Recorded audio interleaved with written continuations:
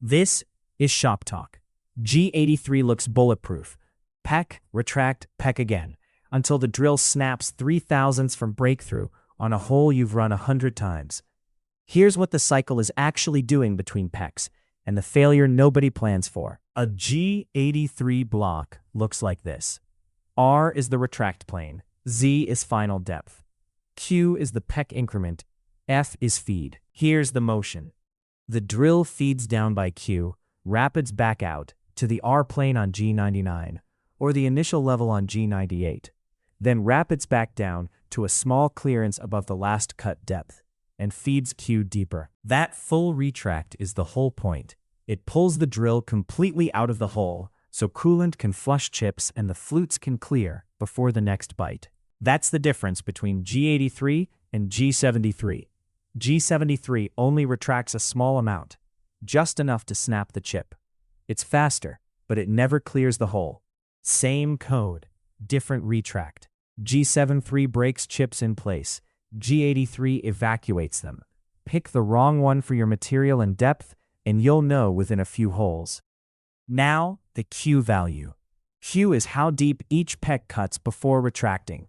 Most operators never tune it.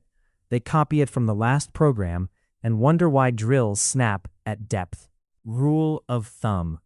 Start Q around half the drill diameter, then decrease as you go deeper. The chips coming off near the bottom are denser, hotter, and harder to clear.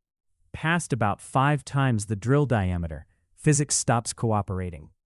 Coolant can't reach the cutting edge. Chips can't escape up the flutes fast enough. Heat builds at the tip. This is where shops switch to peck drilling with coolant through tooling, or move to a gun drill entirely. G83 buys you depth, but it doesn't suspend physics. Now, the failure nobody plans for. You set Q correctly, you're inside 5 times diameter. Coolant is on, and the drill still snaps. Here's why. On the retract, the flutes are packed with chips from the last peck. They drag up the whole wall, get compressed at the top, and the drill exits clean.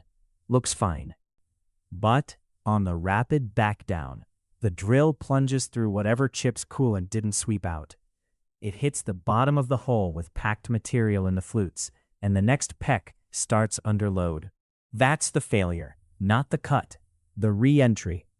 The drill snaps at the bottom of the hole because the cycle assumed coolant cleared it. It didn't. The fix is dwell, but location matters. The P word in a G83 line dwells at the bottom of the hole, not on retract.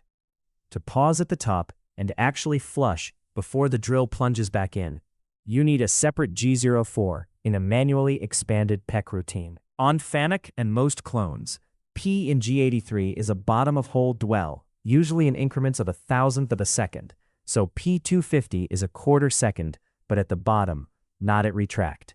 It won't flush the hole on re-entry. Other fixes: air blast at the spindle, smaller Q as depth increases. Some controllers offer a Q reduction per peck as a builder-specific extension, not standard G83, and pulling the drill out fully every few cycles to inspect the flutes. If you've made it this far, the takeaway is this. G83 is not a depth cheat code. It's a chip evacuation cycle that works until the hole gets deep enough that coolant can't keep up. Tune Q. Add dwell. Watch the flutes on retract.